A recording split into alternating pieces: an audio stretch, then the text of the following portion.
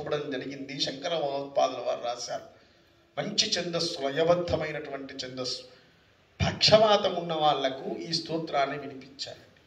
ఎన్ని 10,000 మందికి రికార్డ్ చేసి దీన్ని ప్రతినిత్యం మీరు కూడా వినండి. ఇటువంటి చాలా అరుదు ఆ చప్పట్లు కొడుతూ పక్షవాతం ఉన్న వాళ్ళ ముందు ఈ స్తోత్రం పాడితే 90% వాళ్లకు పక్షవాతం నుంచి విముక్తి కలిగింది. ఇది యూనివర్సిటీలో ప్రింట్ అయినటువంటి థీసిస్. మొత్తం 10,000 మంది మీద పరిశోధన చేశారు. మన వాళ్ళు చేస్తారా ఇటువంటి పని? జర్మనీ వాళ్ళు చేశారు.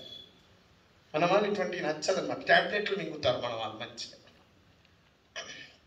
అంత ఆశ్చర్యం.